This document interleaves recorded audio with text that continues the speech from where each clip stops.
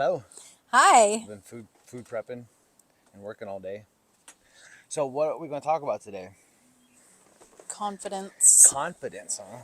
Or some lack thereof. I used to not have much confidence. I also always thought that confidence came from. I always thought that if I built my body up a certain way, that would give me all the confidence that I needed. But that never happened. That's not where confidence comes from. I found out. No. Nope. Where does it come from? Confidence comes from holding your word to yourself, from doing the shit that you say you're gonna do, doing doing doing everything that you basically just tell yourself that you're gonna do. That's why so many people lack confidence. They tell themselves they're gonna do something and they don't end up doing it, or they start something and then as soon as it starts to get difficult, they quit, or when they start to get out of their comfort zone, they back away and stop doing it because they don't have the confidence to get out of their comfort zone because they never do the hard stuff because they never hold their word to themselves. And that's where confidence comes from. Once you start holding your word to yourself, you start to realize that you can trust yourself. You can trust yourself. You can believe in yourself because that's what pretty much that's all confidence is trusting in yourself to do what it is you're supposed to fucking do. And I always tell people, I say, think about it this way: if you had somebody in your life that says every day, "Oh, I'm going to be there at this time. I'm going to do that," and they never do it, you're eventually not going to have confidence in them holding their word to you, right? And that's the same thing for us. I think it's the exact same thing for us. It's we don't people that don't hold their word to themselves start to disbelieve themselves. They have disbelief in themselves, right? What do you think? I agree with you. And it's also needing to be taught at a young age, too. What's that? Confidence. Yeah, I was thinking about that today. Go ahead and talk about that. Because with your son, he's confident in like the stuff that he's interested in. But like when it comes to studying and like talking to people, he's like kind of low and I don't know how to explain it. Do you know what I'm trying to say? Soft spoken. Very soft spoken. He speaks like he has no confidence in what it is he's like. And when we go to a restaurant, he does his order. You have to tell him, speak up, speak with confidence, Loud and proud, I say. loud and proud. Exactly, loud and proud. And it's very true. Now, on that note, it makes me wonder where that originally comes from. Now that I really think about it, because as far as I can remember, I've always known him to be a words of affirmations kid. His love language is words of affirmations. That's one of them. That's one of his main ones. So words of affirmation is just affirming that you're doing good, affirming that he's doing well. And as far as I can remember, I do that a lot. Now, some people don't do that. They're always hounding on him about what he's not doing right. Actually, quite a few people just hound on him about what he's not doing right all the time, and very rarely tells him what he's doing good. But Yeah. he's always had that like, soft-spoken, kind of timid side, and so it makes you wonder, like, where does that come from? But that could just be a characteristic trait. But confidence is taught at an early age. I don't think that ever came up. And with me growing up, confidence was never talked about. You never talked about that. You know what I'm saying? It's definitely a lot of it has to do like growing up is how the things that you hear, whether it's somebody talking to you or what you overhear or that's a pretty cat or whatever it is, because when I was a girl, I was always the fat kid, right? My dad has commented on my weight when I was 10 years old, 10 or 12 years old, and he's like, "Why do you have stretch marks already?" And that kills you. Like, well, one, going through puberty, two, I've always been a big kid. And then going into school, I like being the bigger kid, I was didn't have any friends. I had one or two friends. I was skipping down the hallway once and not gonna name any names, but I was skipping down the hallway and he's like, "Oh, earthquake," and I like stopped skipping immediately. Like that, people saying shit about your weight or discouraging or anything negative about what you're doing or your appearance or what have you, that breaks you down Massively.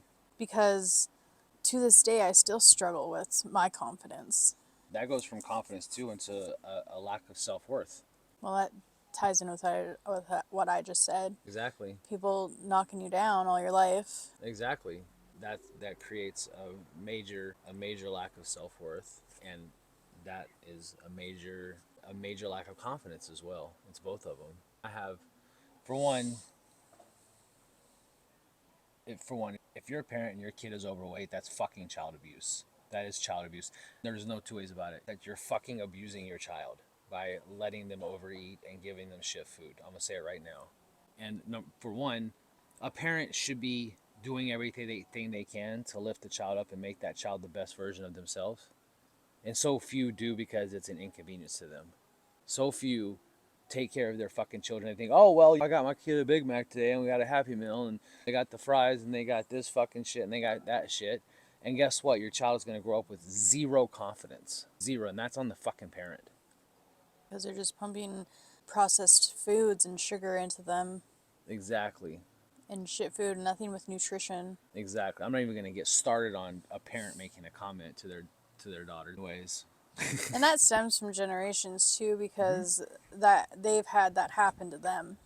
They don't know better. They don't know no better. But they haven't educated themselves to break out of the breakaway. They haven't like Break the cycle. breaking the cycle. Yeah, exactly. They haven't broken the cycle. It's just like we're all a product of our environment, be it from kids. We can choose to fucking continue on with the cycle, or we can choose to fucking break it. I'm breaking it. I broke the cycle with fucking addiction, and I'm breaking the cycle with I'm gonna start creating generational wealth. I'm breaking that cycle as well, and you are too. You're gonna break the cycle, and you're gonna start from yours and my daughter. It's gonna be going. It's gonna be a different timeline. It's gonna be a different line. But the thing is regardless if you have a lack of self-worth as an adult and a lack of confidence now as an adult because of your upbringing and because of your past, the thing is it doesn't have to stay there. The thing is like you can build confidence, you can build self-worth, you can build all of that, and people don't really understand that they can do that. A lot of people with low confidence, they think, oh well, I'm gonna get this amazing body and I'm gonna have all the confidence I need, and that's not where the confidence comes from. I did that. I had the body. I fucking got attention, and it didn't do anything for my confidence because it's something that you have to build by holding your word to yourself, by proving to yourself you are who the fuck you say you are. The last couple of days, my discipline has been kind of slack. I haven't been getting some of the things done that I said I'm supposed to do, and my confidence in myself drops drastically because of that. Now, once I turn around and I regain focus and I stay on my discipline and I stay on doing the shit that I'm supposed to do, and I wake up and I fucking prove myself throughout the day that I am who the fuck I say I am, then I start to build that confidence back. I see that. When you're struggling, I tell you that we're gonna figure it out. We're gonna make sure that you need to do what you need to do, and that helps a lot. Yeah, exactly. And it's important. The thing is you can't just do it a couple times and think that you're good. It's an everyday thing. You have to continue every day to keep proving to yourself that you are who you are. And that's the way that is exactly what confidence is, and that's exactly how you build it. Mine started with the stupidest fucking thing, which is getting up and making my bed every morning. You remember that? That was the first thing. It was making my bed. That's where mine started. Wake up, make your fucking bed. And then it started with my early morning wake up time that I still follow mostly today. I'm still up at like 2:30 in the morning, Monday through Monday. Through Monday, I'm up at 2:30 in the morning, and until my sleep deprivation gets so bad, I have to fucking sleep in some. And that's where, even then, my confidence would fall off. Even then, I would beat myself up and be like, "You weren't up at 2:30. You fucking suck. You're a pussy. You're a bitch." And I would start to lose that confidence until I had to like rewire my thinking on it and say, well, no, that's not being a pussy. It's I have to get sleep if I want to function at a high level. If I want to Yeah. be that high performance, highly optimized, highly high functioning human being, sleep is a part of it.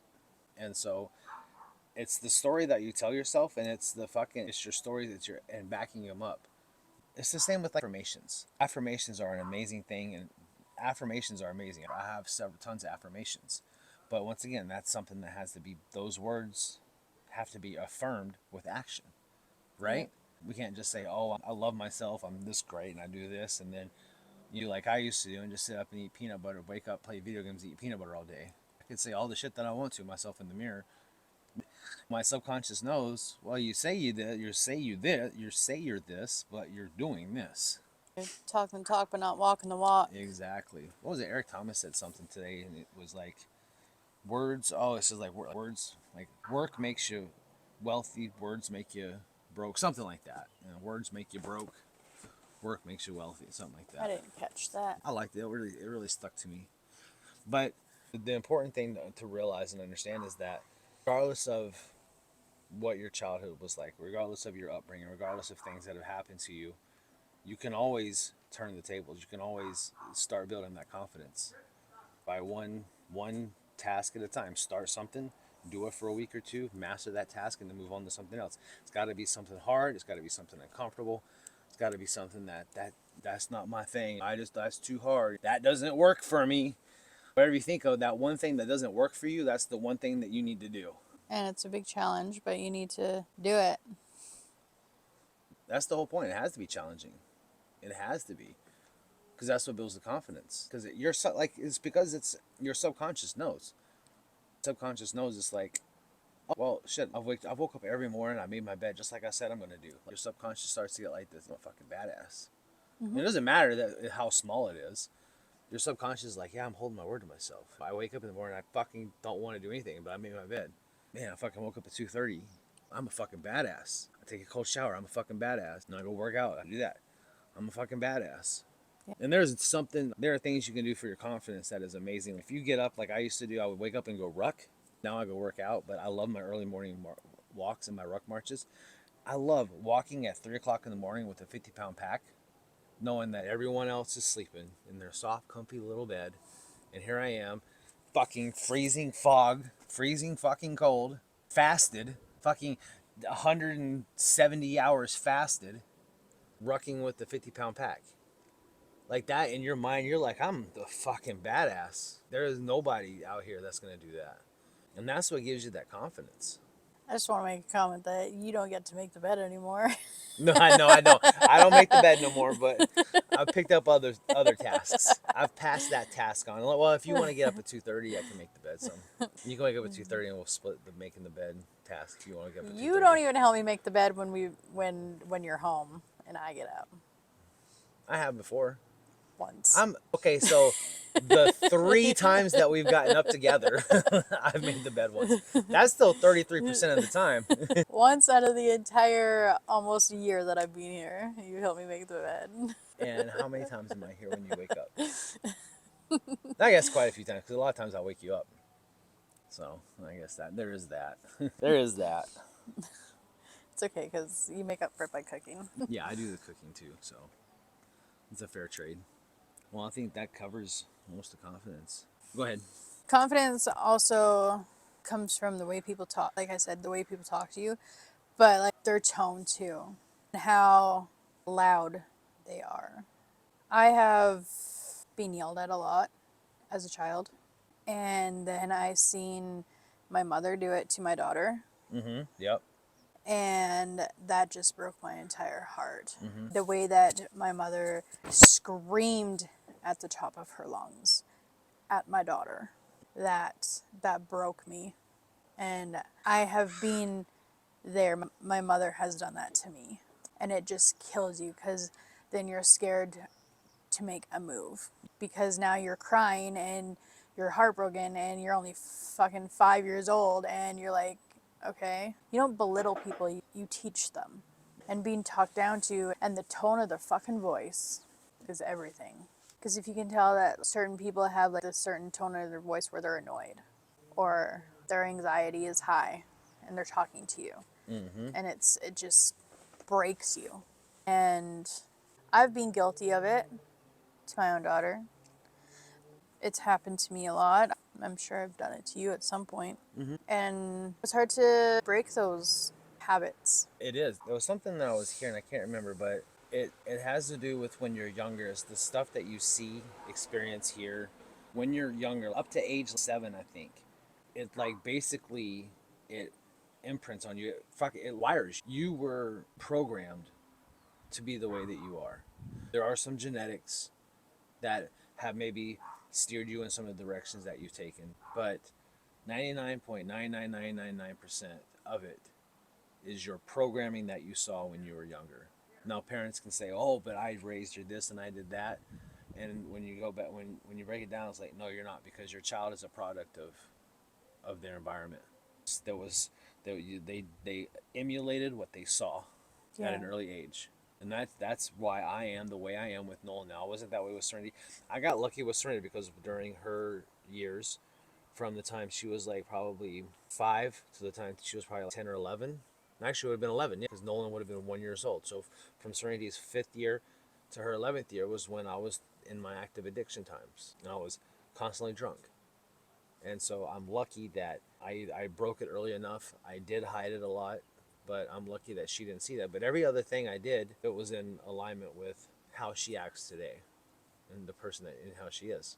And so parents don't understand that, yes, when their kid gets older, their kid does make their own decisions, but they've already been fucking programmed. You know what I'm saying? They've already been programmed. That program is already there. That has a massive effect on the decisions that they do make. So how does that happen if you're a drug addict and your parents aren't drug addicts? You weren't raised in a drug addict home or you weren't raised in an alcoholic home. But what's in their backyard? That wasn't there though. Did they drink? No. I'm not saying you're wrong, but I'm saying in my case, because you grew up with an alcoholic dad. No, he wasn't alcoholic till years later. Oh. He smoked, and I did see him drink. But then again, so look at it this way. If I grew up never seeing somebody drink, but my entire life I saw somebody that fucking worked out, that did nutrition, took care of their health, they formed at a high level, were into personal development, reading, and all this stuff. They did personal development stuff with me, how we try to do with Nolan. Mm-hmm. Say I grew up with that, right? There's a much more the chances are much more likely that I would not have been an alcoholic. So when I was a kid, my dad worked long hours like you do, up to 16 hours a day. My mom used to smoke, and she worked a lot of hours too. Mm-hmm. And then when my dad was home, he would be out in the shop, tinkering in the shop. And then my mom would be gardening and whatever. How it is now, only my dad, they're retired and raising my daughter. Mm-hmm. I was never really, from what I remember, I was always glued to the TV. And I wasn't doing well in school and I wasn't anything. Like, yeah, they drank, but they weren't everyday drinkers. It was very rarely, occasionally. And you don't have to be. You don't have to be. But you still see that you're still shown by people that are influential to you. It's okay. And my thought is, my personal opinion is that even if a kid sees you drink a couple times, that could have an impact on them. See, now Nolan sees me preaching health, working out, but working on your mind, working on being the best version of yourself possible. Mm-hmm. And that means staying away from alcohol because it's terrible. It's bad stuff. Kids look at it, it's like, oh, they drink 3 or 4 times a year, but when they do, they're having all this fun, they're partying. That must be so much fun. They don't have to see you do it all the time. They don't have to see you being an alcoholic drunk every single day.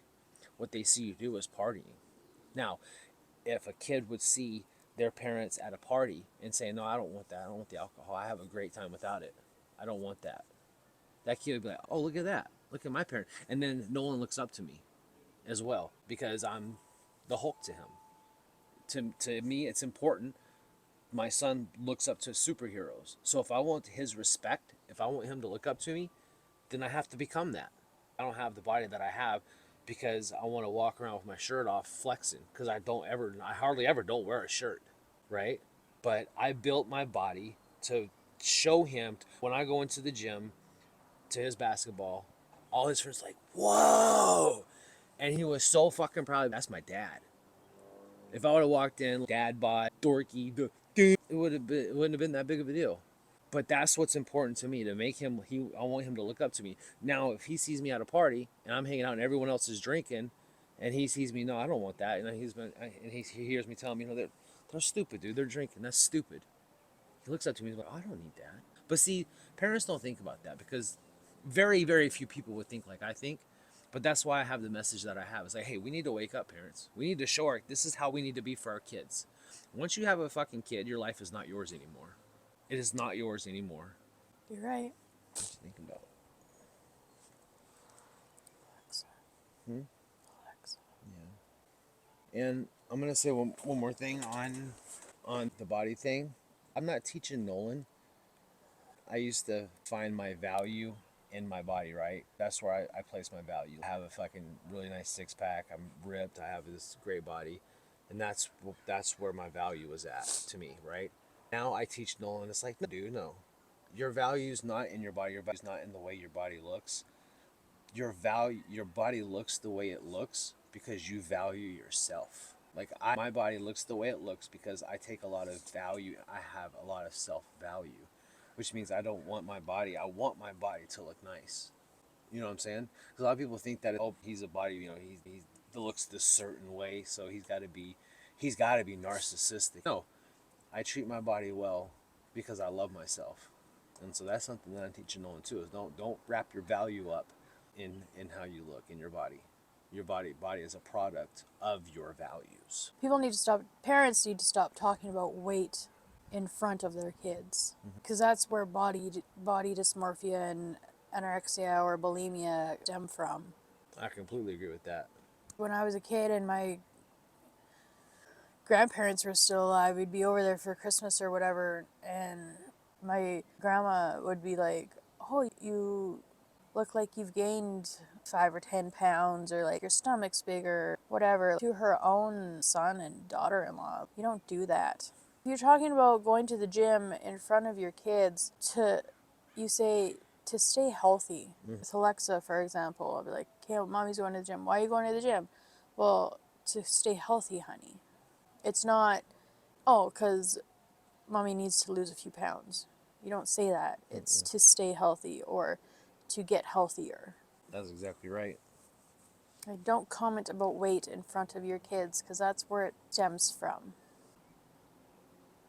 Sometimes I wish I've made different choices, but if I did, then I wouldn't be where I am today. But that's a whole nother video. If you didn't make the choices, you wouldn't have become the person you're meant to be. I'm that person in another dimension. You just haven't aligned yourself with that person yet. Anyway, that's another video. Yep.